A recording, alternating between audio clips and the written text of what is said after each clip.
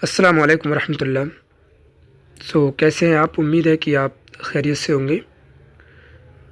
Mind में बहुत सारे क्वेश्चन चलते होंगे कि डिप्लोमा करना है, फिर ये कि डिप्लोमा का फ़ायदा क्या है, डिप्लोमा में पढ़ाया क्या जाता है। तो आइए हम आज सारे क्वेश्चन पर डिस्कस करेंगे, सारे क्वेश्चन का आंसर देंगे और इस वीडियो में सब कुछ क्लियर हो जाएगा कि डिप्लोमा जामिया कराती भी है कि नहीं, या फिर उसमें एंट्रेंस बेस पे होता है कि नहीं, या किस बेस पे हम एंट्रेंस में बैठ सकते हैं। सारे क्वेश्चन हल करेंगे। ठीक, सब कुछ क्लियर हो जाएगा इस वीडियो के अंदर। बने रहिए और वीडियो को आखिर तक देखिए। चलिए स्टार्ट करते हैं। सवाल नंबर 1, जामिया में डिप्लोमा है या नहीं? जी हाँ, जामिया मिल्लिया इस्लामिया अरबिक लैंग्वेज में डिप्लोमा कराती है। क्वेश्चन नंबर 2, क्या डिप्लोमा के पहले सर्टिफिकेट करना पड़ेगा? देखिए, इसका आंसर जो है, अगर आप मदरसा बैकग्राउंड से हैं या फिर जामिया के अंदर आप फर्स्ट ईयर कर चुके हैं और फर्स्ट ईयर में आपने 2 सेमेस्टर में ठीक अरबिक पढ़ी है, CBCS में या फिर सबसी में आपने अरबिक पढ़ी है, तो फिर आप उस बेस पे डिप्लोमा में ले सकते हैं, राइट। और अगर आपने नहीं किया तो फिर आपको पहले सर्टिफिकेट करना पड़ेगा, फिर उस सर्टिफिकेट के बेस पे आप डिप्लोमा में एडमिशन लेंगे। क्वेश्चन नंबर 3, डिप्लोमा कितने इयर्स का होता है? ठीक, तो इसका आंसर ये है कि डिप्लोमा जामिया मिल्लिया इस्लामिया में जो कराती है वो सिर्फ 1 साल का डिप्लोमा कराती है, राइट। क्वेश्चन नंबर 4, कितने सेमेस्टर का होता है? तो डिप्लोमा जो है वो 2 सेमेस्टर में होता है। क्वेश्चन नंबर 5 है, कितनी क्लासेस होती हैं और क्या क्या पढ़ाया जाता है? तो डिप्लोमा की जो है वो 3 क्लासेस होती हैं और तीनों क्लासेस में क्या क्या पढ़ाया जाता है। एक जो फर्स्ट क्लास होती है उसके अंदर बुक पढ़ाई जाती है, और जो बुक है वो अल-क़िराअतुल वाज़िहा है, उसका ट्रांसलेशन कराया जाता है। उसके बाद सेकंड क्लास है, वो उसके अंदर ट्रांसलेशन होता है, अरबिक टू इंग्लिश और English to Arabic news translation पढ़ाया जाता है। उसके बाद तीसरी क्लास जो होती है उसमें ओरल होती है, वो स्पीकिंग की क्लास होती है, उसके अंदर अरबिक स्पीकिंग कराई जाती है। तो ये 3 क्लासेस डिप्लोमा के अंदर होती हैं। क्वेश्चन नंबर 7 और 8 है। क्वेश्चन नंबर 7, किस टाइम क्लासेस होती हैं? तो क्लास की जो टाइमिंग है वो 5:30 शाम में ये क्लासेस होती हैं। और कितने मिनट्स की एक क्लास होती है? तो एक क्लास जो है वो 50 मिनट की एक क्लास होती है। इस तरह 3 क्लासेस होती हैं 5:30। क्वेश्चन नंबर 9, कितने डेज़ क्लास होती हैं? तो क्लास जो है वो हफ्ते में 3 दिन होती है, बट किस किस दिन होती है ये तो डिपार्टमेंट उसको डिसाइड करता है कि किस किस दिन होनी है। और टाइम वो दिन चेंज भी हो सकते हैं और नहीं भी होते हैं, बट इतना कंफर्म है कि हफ्ते में 3 दिन क्लास होती है ये। क्वेश्चन नंबर 10, फॉर्म कब निकलते हैं? तो इसके जो फॉर्म देखिए निकलते हैं हमें एंट्रेंस के लिए। अच्छा, कुछ बच्चे ये होता है कि फॉर्म निकल गए, उसकी डेट भी निकल जाती है फॉर्म फिल करने की, बट उसके बाद पता लगता है फॉर्म तो निकल चुके हैं, और फिर उसके बाद फिर अफसोस और पछतावा होता है और फिर 1 साल फिर वेट करते हैं। तो देखिए, इसके लिए सबसे पहले तो ये कि आप हमारे यूट्यूब से जुड़े रहें, चैनल को सब्सक्राइब कर लीजिए, ताकि जो भी अपडेट होगी, जो भी जब भी फॉर्म निकलेंगे हम आपको वहाँ फ़ौरन अपडेट करेंगे। तो इसलिए आप जुड़े रहिए हमसे, ठीक। और सब्सक्राइब कर लीजिए चैनल को, ताकि फ़ौरन आप तक हमारी जो है इन्फॉर्मेशन पहुँच सके, राइट। तो इसके कंफर्म डेट तो अभी नहीं बता सकते, बट इतना क्लियर है कि इसके जो फॉर्म निकलते हैं वो फरवरी के बाद, मीन्स मार्च में आई थिंक इसके फॉर्म निकलते हैं, मार्च फरवरी, राइट। उसके बाद क्वेश्चन नंबर 11 है, कब तक रिज़ल्ट आ जाता है? देखिए, फॉर्म फिल करेंगे आप मार्च में, उसके बाद अप्रैल मई राइट। उसके बाद मई में आई थिंक इसके जो है इंट्रेंस डेट आ जाती है, और फिर उसके बाद इंट्रेंस होते हैं, और उसके बाद इंट्रेंस के बाद 1 महीने 1.5 महीने के बाद उसके रिज़ल्ट आ जाता है। वही समझो मई जून जुलाई तक रिज़ल्ट आ जाता है, राइट।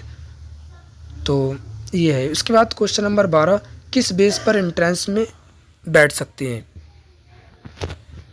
देखिए, अगर आप जामिया मिल्लिया इस्लामिया से डिप्लोमा करना चाहते हैं तो फिर आपके लिए ये ज़रूरी है, आप जब एंट्रेंस के लिए फॉर्म फिल करेंगे तो फिर आपको उसमें 10th 12th जो भी है उसमें लगानी पड़ेगी। अगर आप मदरसा बैकग्राउंड से हैं तब तो आप वही लगा दीजिए, आलिम की मार्कशीट या फजीलत की। तो आप उस बेस पर जो है वो आप मार्कशीट जो है शो कराएंगे उसमें फॉर्म फिल करने में। तो फिर आप उस बेस पर भी जो है एंट्रेंस देकर, और जब आपका एंट्रेंस क्लियर हो जाएगा तो फिर उस बेस पर भी आप डिप्लोमा में एडमिशन ले सकते हैं। या फिर आपने सर्टिफिकेट किया हो, राइट, तो फिर उस सर्टिफिकेट के बेस पर भी आप जो है एडमिशन ले सकते हैं एंट्रेंस क्लियर करने के बाद।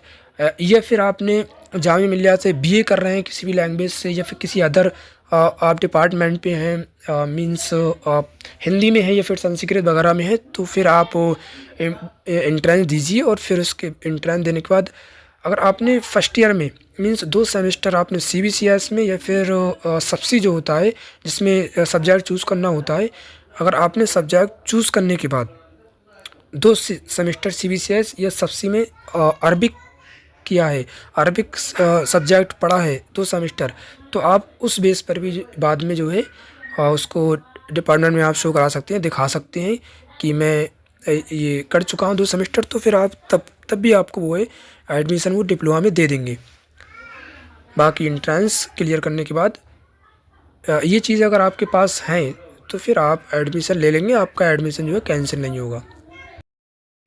क्वेश्चन नंबर 13, डिप्लोमा करने का फ़ायदा क्या है। देखिए, हम डिप्लोमा करना चाहते हैं, राइट, बट उसका कोई फ़ायदा हो तभी तो हम डिप्लोमा में एडमिशन लेंगे, तभी तो हम डिप्लोमा करें। जब कोई फ़ायदा ही नहीं है तो फिर क्यों लें।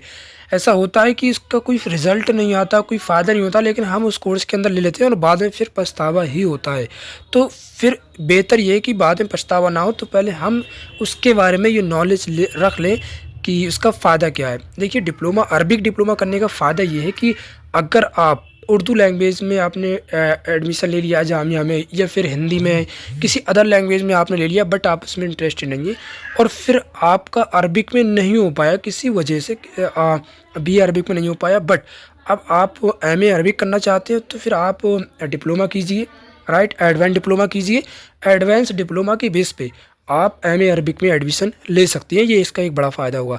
दूसरा फ़ायदा ये होगा क्योंकि डिप्लोमा के अंदर ट्रांसलेशन पढ़ाया जाता है, इस अरबिक स्पीकिंग होती है, तो फिर अगर आप कोई जॉब लेना चाहते हैं अरबिक ट्रांसलेशन में, तो फिर आप इस सर्टिफिकेट ये जो डिप्लोमा है इसके बेस पर जो है आप जॉब ले सकते हैं।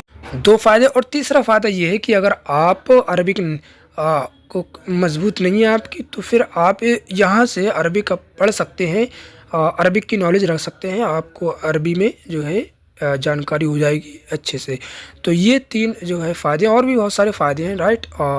उसके बाद क्वेश्चन नंबर 14, क्वेश्चन पेपर कितने पार्ट में होता है। अब आइए, हम चाहते हैं कि हम एंट्रेंस में बैठें, ठीक, सब कुछ नॉलेज हो गई, अब हम एंट्रेंस देना चाहते हैं जामिया में डिप्लोमा के अंदर, तो फिर क्वेश्चन पेपर कितने पार्ट में होता है। देखिए, क्वेश्चन पेपर जो है वो 2 पार्ट के अंदर होता है। एक 40 नंबर का होता है जो कि ऑब्जेक्टिव होता है, 60 नंबर का होता है जो कि सब्जेक्टिव होता है, ठीक। तो कितने नंबर का होता है, क्वेश्चन है कि कितने नंबर का होता है। देखिए, जो सब्जेक्टिव होता है वो तो 60 नंबर का होता है, ऑब्जेक्टिव जो होता है वो जो है 40 नंबर का होता है। एक क्वेश्चन नंबर 16 है, टाइमिंग क्या होती है पेपर की, मतलब कितने टाइम में हम जो है हम पेपर को कंप्लीट करना रहता है। तो जो पेपर एंट्रेंस पेपर के जो टाइमिंग होती है वो 1.5 घंटे की होती है। आप उस 1.5 घंटे के अंदर आपको जो है एंट्रेंस देकर फिर आपको निकलना है, राइट। क्वेश्चन नंबर 17, क्या क्या पढ़ें एंट्रेंस क्लियर करने के लिए। देखिए, एंट्रेंस में बैठने के लिए हम जा रहे हैं एंट्रेंस देने के लिए, बट अब क्या पढ़ें इसके लिए, कैसे एंट्रेंस हमारा जो है क्लियर होगा, कैसे एंट्रेंस निकलेगा, ये भी एक बहुत बड़ा सवाल है। देखिए, पढ़ने के लिए तो मटेरियल बहुत सारा है, बट हमें वही पढ़ना है जिससे क्वेश्चन बनते हैं। क्वेश्चन बनते कहाँ से, देखिए चलिए देखते हैं क्वेश्चन कहाँ से बनते हैं और क्या क्या पढ़ना है। तो हम बात करते हैं सब्जेक्टिव क्वेश्चन। सब्जेक्टिव जो क्वेश्चन है वो किस तरह बनते हैं। हम जानते हैं सब्जेक्टिव क्वेश्चन जो है वो डिप्लोमा के 60 नंबर के होते हैं। आई थिंक उसके अंदर आपको 10 क्वेश्चन मिलेंगे या फिर 8 क्वेश्चन, राइट, या फिर 6-7 क्वेश्चन होंगे, ठीक, सब्जेक्टिव जो है। तो और उनके अंदर ये होता है कि आपको ग्रामर जो है, बेसिक ग्रामर आपको आनी चाहिए। आपने ग्रामर की कोई भी 2-3 किताबें तो पढ़ी होनी चाहिए। अमीनुन्नव है, अमीनुस्सर्फ है, हिदायतुन्नव है, तमरीनुन्नव है, तमरीनुस्सर्फ है। ये जो बेसिक ग्रामर की किताबें हैं अरबिक की, नहव और सर्फ की, वो आपको पढ़ी होनी चाहिए ताकि आपको कायदे पता हो कि पहले फ़ेल आता है, फ़ाइल आता है, मफ़ूल आता है, फिर उसके बाद सेंटेंस किस तरीके से बनता है, राइट। ये सब आपको नॉलेज होनी चाहिए क्योंकि छोटे छोटे सेंटेंसेस होते हैं, इंग्लिश सेंटेंसेस होते हैं, इंग्लिश को अरबिक में कन्वर्ट करना रहते हैं, ठीक। अरबिक जो सेंटेंस होते हैं वो उसको सपोज़ कर लो आप 10 क्वेश्चन अरबिक के दिए होंगे और उनको ट्रांसलेट करना होगा इंग्लिश में। बट वो बहुत ज़्यादा बड़े क्वेश्चन नहीं होते हैं, बट छोटे छोटे सेंटेंसेस होते हैं, राइट। जैसे इंग्लिश में आप देखेंगे जो सेंटेंस होते हैं प्रेजेंट, पास्ट और फ्यूचर के सिंपल सेंटेंस, तो उनको ट्रांसलेट करना रहता है इंग्लिश में, ये राइट। इस तरीके से क्वेश्चन आते हैं, ऐसे ही अरबिक के होते हैं। उसके बाद अरबिक के सेंटेंस होंगे, उसमें कहीं रॉन्ग लिखा होगा सेंटेंस में, तो उसको करेक्ट करना रहता है सेंटेंस को। ऐसे ही एक टॉपिक कोई दे दिया जाएगा तो उसको टॉपिक को लिखना रहता है, ठीक, कुछ मीन्स 5-6 लाइन में लिखना होता है। और इसी तरीके से क्वेश्चन उसके अंदर बनते हैं जो सब्जेक्टिव होते हैं, राइट। और जो ऑब्जेक्टिव होते हैं 40 नंबर के, उसमें क्या पढ़ना होता है, उसके अंदर आपको इंडियन जीके, जो इंडियन जीके है, ठीक, आपको पढ़ना पड़ेगा। सपोज़ कर लो माउंटेन है, रिवर है, लेक है, एयरपोर्ट है, ब्रिज है, सबसे बड़ी रिवर कहाँ है, सबसे बड़ी जो है रिवर कौन सी है, सबसे इसी तरीके से एयरपोर्ट के बारे में हो गया, ब्रिज के बारे में हो गया, इनके बारे में हमें जो है नॉलेज होनी चाहिए। एरिया वाइज जो है कंट्री हो गई, पॉपुलेशन, सबसे ज़्यादा पॉपुलेशन किस कंट्री में है, ये चीज़ हो गई। जो इस तरीके से जो नॉलेज है, वर्ल्ड नॉलेज है या फिर इंडियन नॉलेज है, इंडिया में आप स्टेट हो गए, कैपिटल हो गई, तो इन चीज़ों को आपको, ये जो बेसिक है ये सब, इन सब की नॉलेज होनी चाहिए।